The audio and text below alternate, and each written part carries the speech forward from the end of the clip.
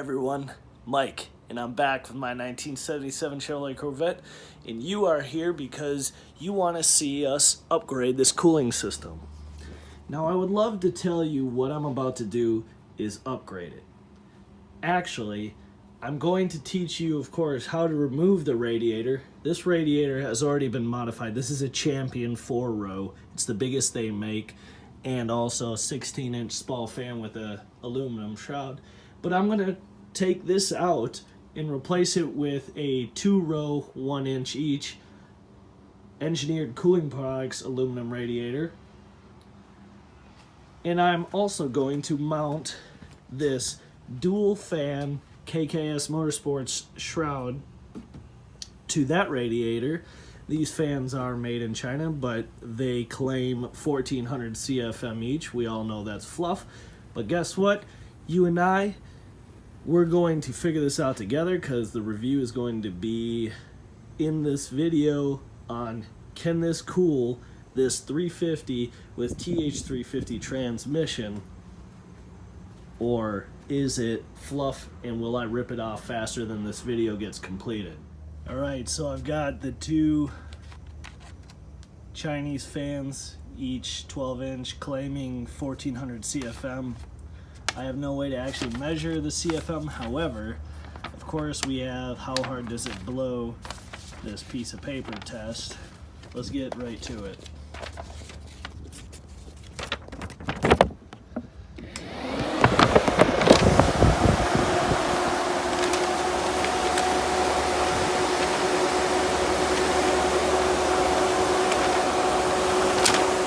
Alright, step one is to either disconnect the hose, the lower hose, and start draining the radiator.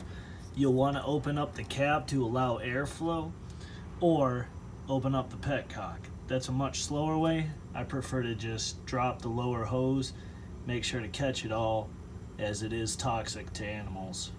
For this next part, we'll be removing the brackets. You'll ideally want two people, and it'll take a 1/2-inch socket or wrench. You'll remove a bolt right here and right there.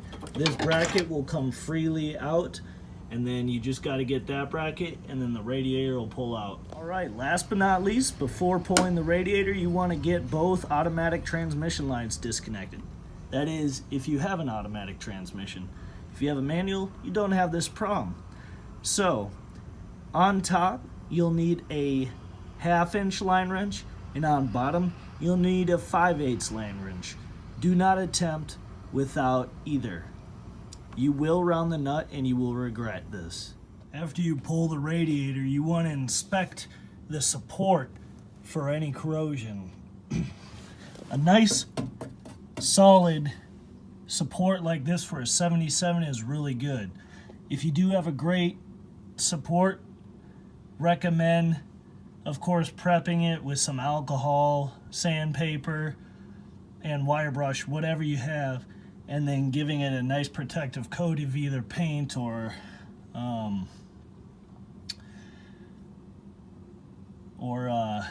chassis protectant, like an undercoating. And voila, just like that, we have a nice protected radiator support. Let's get the new one in. Alright, so when you're ready to install the new radiator and fan setup, first do a dry fit. Make sure that everything's going to clear and fit, as the new radiator may be larger than the original one.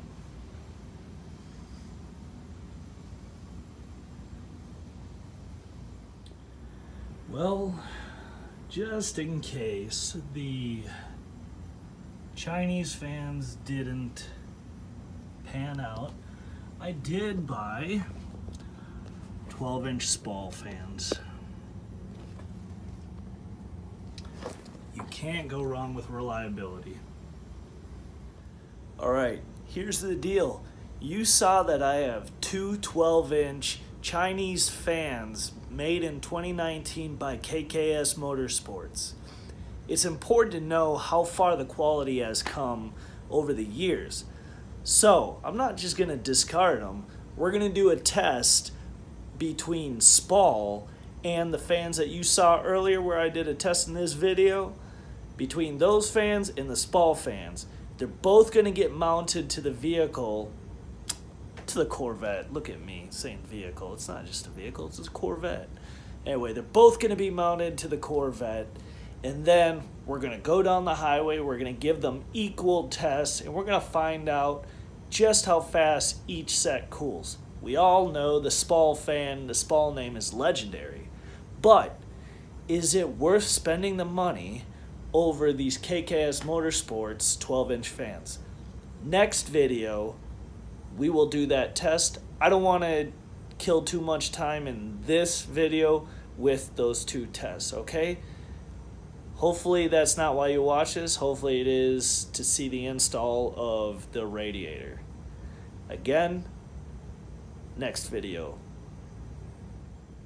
Alright, so now that we got the radiator dry fit, forgive the Kino sandals. Okay, so why are they there? For one, they're terrible. They cut up my feet. I got them in the Florida Keys. I don't know what I was thinking. But right now they're just supporting the radiator so I can see how everything lines up. All my lines, hoses, and fan clip. Looks good, so I'm getting ready to install the brackets again. So at this point, it would be safe to install the top hose. Do not fill anything with fluid yet. Install the top hose. Being that it's flexible, you can already go ahead and put the clamps on as necessary. And then we're going to install the bottom hose right there. Install that clamp.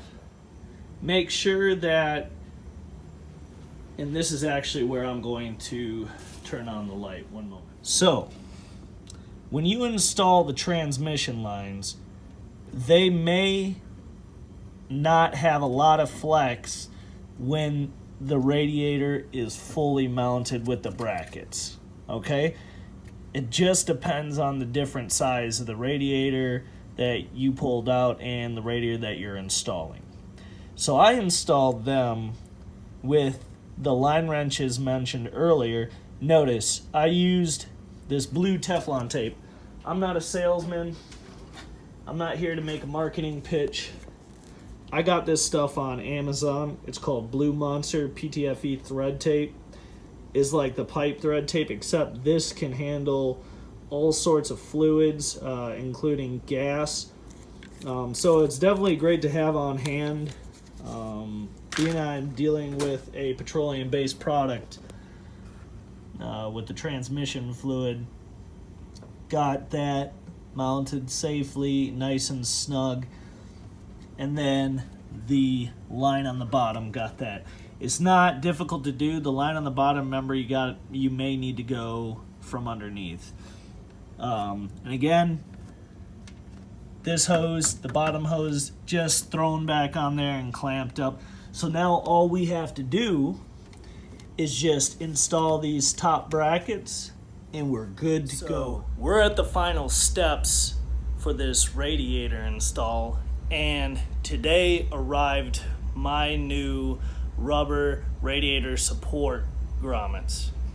I installed those onto the metal bracket itself. It's only one little push pin, so they're very easy to remove and very easy to replace. I replaced mine because my previous radiator was bigger, so they did not fit my new radiator. It was actually too big. So let's talk about what's next. After you've installed the transmission lines, which I showed you previously, you're going to want to take those brackets and line them up. And this is the little rubber tab I was talking about. If you bought new ones, just push it through, no problem. Notice this bracket is on the edge. It's cushioned, so don't worry about it. And then that one is on just towards in a little bit. After you install those the same way as you took them off, you want to make sure you seal up any spaces with some radiator foam. Ensure that it has a heat temperature rating of at least 180 or more. Then fill up your coolant, preferably use the Dextron concentrated green stuff. Why I say concentrate, it's cheaper if you buy one concentrate and then pour that in there, fill up a second with water, and then go back and forth like that. So you'll save a lot of money. Before that, what I recommend, and of course this, I'm not pitching this product at all, is some Hyper Lube Cool. Or some Royal Purple Ice, and what that's going to do is just help create a more lubricated environment for your water pump, as well as bring down those temps up to anywhere from 5 to 10 degrees. That's the average here, at least in Jacksonville, Florida. If you have any questions, please post them below. The next video, as I explained before, is going to be between these Spal fans and these 2019 Chinese model fans made by KKS Motorsports. It will be, both of them will get mounted to the Corvette, and it will be highway tested. You'll get to see the results firsthand. Look forward to that in the next video. Thank you. Have a great day.